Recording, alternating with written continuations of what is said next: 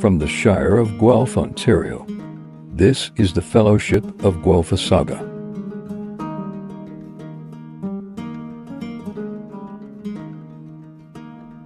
The Fellowship of Guelphissauga continues with the double trouble conundrum for the criminalized homeless.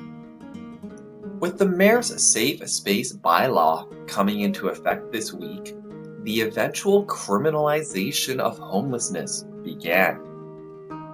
The minimum wage earners living in tents downtown had to possibly move out based on the color-coded map the Sunshine Listers had made. Meanwhile, in the south end of the Shire, the Homecoming Street Party was another annual opportunity for the police to cash in on more overtime hours. Can Carly of Classen and the Elder Elves do anything about the Shire's housing cost crisis? And will the Mayor's new bylaw make the streets safer? In the tent encampment downtown, the burned-out homeless man faced the eventual criminalization of his living situation. Now that the Mayor's Safe Space Bylaw has come into effect this week, the homeless man will eventually have to move out. Again.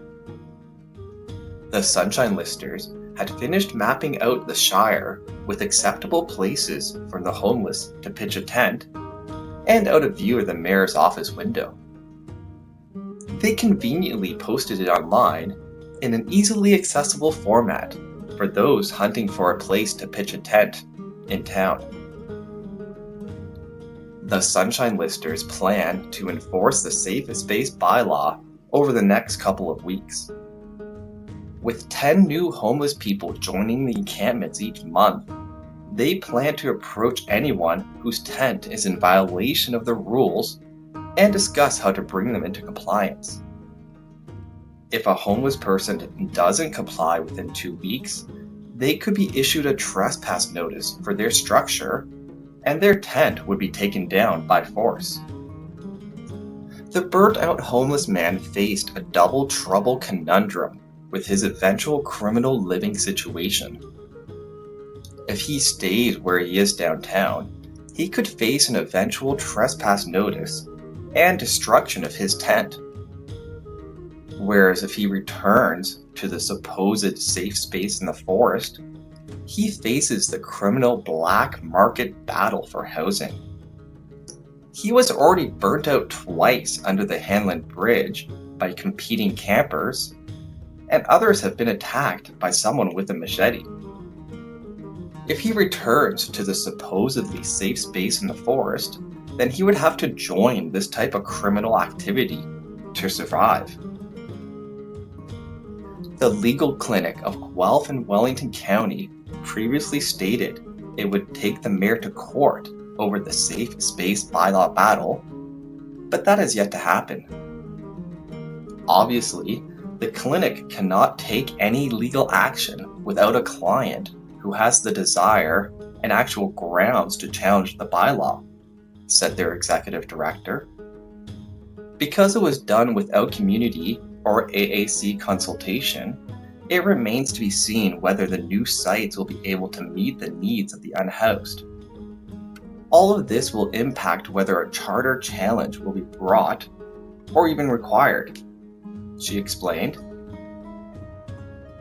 Meanwhile, in the south end of the Shire, hundreds of over-enrolled university students were flooding the streets for homecoming. As an annual tradition, the Shire's police showed up in full force as well to monitor the situation and cash in on the overtime hours. There were over 40 noise complaints made across the city that evening, and one man reported he had been stabbed in the abdomen during an altercation with unknown people. The suspects were possibly a white male and a light-skinned black male, so the police had a few leads to follow. However, the Shire's police did earn their overtime pay this week with their investigation into a sketchy landlord. The university's over-enrolled students were so desperate for a place to live that they accepted housing from a creepy landlord. 4 female students found 2 recording devices in their bathrooms that they reported to the police. They confirmed that the faux chargers had cameras and SD cards in them. The police seized the devices and arrested the creeping 69-year-old landlord for voyeurism. Can Carly of Classen and the Elder Elves do anything about the Shire's housing cost crisis? And will the mayor's new bylaw make the streets safer? Stay tuned here to see. This video is brought to you by brighttutoring.ca. Don't let school get in the way of your education. Book a tutoring session today at brighttutoring.ca.